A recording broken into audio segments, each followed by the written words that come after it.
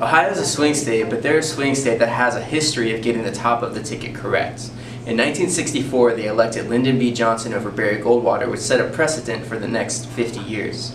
Nixon, Carter, Reagan, H. Bush, Clinton, W. Bush, and Obama were all selected by Ohio to the office of president. But this history goes back even deeper than this. From 1904 to 2012, the candidate who won Ohio also won the presidency all but 2 times. Once in 1944 and once in 1960. According to the U.S. Census, Ohio is proportionally older and whiter than the rest of the United States, though minority populations have been slowly growing. The 2015 census estimates indicate that Ohio is 83% white, 13% African American, and 3.6% Latino. Black, Latinos, and Asians have been growing as a proportion of the population by a rate of about 0.1% a year. According to Gallup, 42% of Ohio's population is Republican or Republican-leaning, which is 3 points higher than the national average. On the other side of the aisle, Democrats, or those who lean Democrat, account for about 41% of the population, about 2 points lower than the national average, making Ohio slightly more conservative than the rest of the country.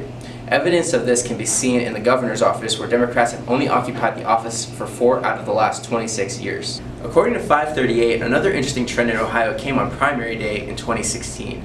Ohio allows registered voters to switch their party affiliation up through voting day, and this year, voters fled from the Democratic Party to the Republican Party in droves.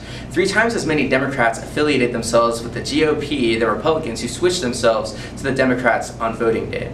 The number of ballots cast in the Republican primary was 63% higher than that in the Democratic primary. This migration may be attributed to John Kasich, Ohio's well-liked Republican governor, competing for the GOP in the GOP primary, the only state that he actually won. Kasich has been a public servant in Ohio since 1983, when he was elected to the House of Representatives. In 2010, Kasich became governor. The largest chunk of Ohio's gross state product is made up of manufacturing at 17.7%. When you add the other goods-producing sectors of Ohio's economy, such as agriculture, forestry, fishing, hunting, mining, and construction, this segment grows to 23% of their economy. While this is not necessarily representative of the number of workers in these fields, it's clear Ohio has a large proportion of blue-collar workers. These workers are concerned about bad trade deals that will export their jobs to other countries and environmental restrictions that will make it impossible for their industries to compete with imports from other nations. This year's Senate race in Ohio is between incumbent Republican Rob Portman and challenging Democrat Ted Strickland. Ohio is a diverse demographic divided by progressive urban neighborhoods and conservative rural areas. So let's talk about the issues. Campaigns have 4 aspects: rules, reality, strategy, and choice.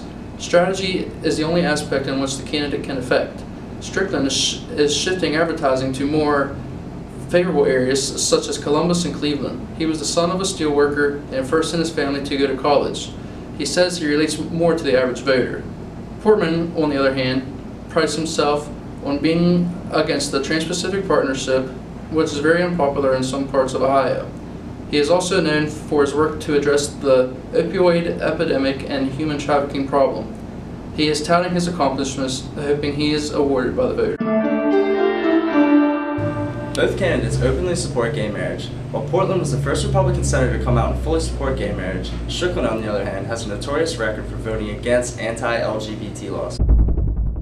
Strickland supports increased background checks and screenings at gun shows and online purchases, also an amendment that restricts those on the no-fly list from buying guns. Portman, on the other hand, disagrees with the increased checks and screenings. Strickland supports the White House proposal on transgender bathrooms, while Portland, on the other hand, believes the government should not interfere with the issue. Portman has a stern stance on abortion, passing legislation that limits the amount of taxpayers' money being contributed to abortions. Strickland, on the other hand, is 100% pro-choice.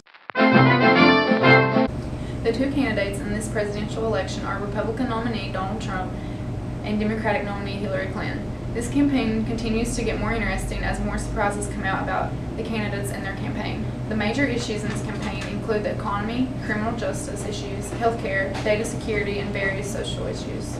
Other major issues include police brutality and social issues like abortion. The common ground between the 2 parties could not be any more different. Opinion about the police shootings and guns vary. Healthcare reform is another critical issue in this election, considering many voters are unhappy about Obamacare and the rising premiums.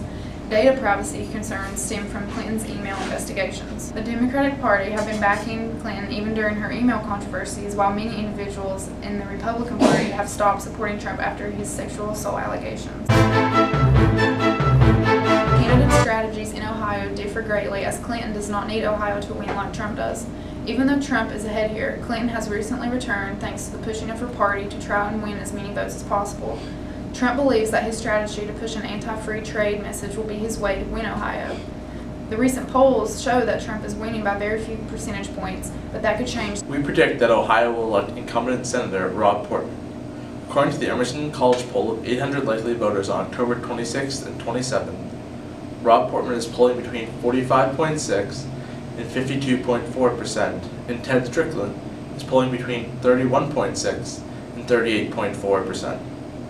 With what we know about margins of error and overlap, we predict that Rob Portman will win in a landslide.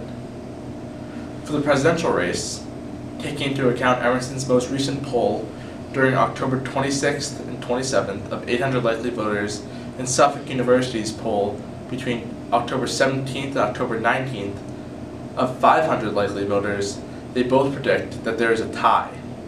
Emerson's poll predicts that both Trump and Clinton support is between 41.6% and 48.5%. According to Suffolk's poll, both candidates' support is between 40.6% and 49.4%. Based on recent polling, in light of new information of Hillary's emails and the demographic information on Ohio, we predict that Donald Trump will win Ohio.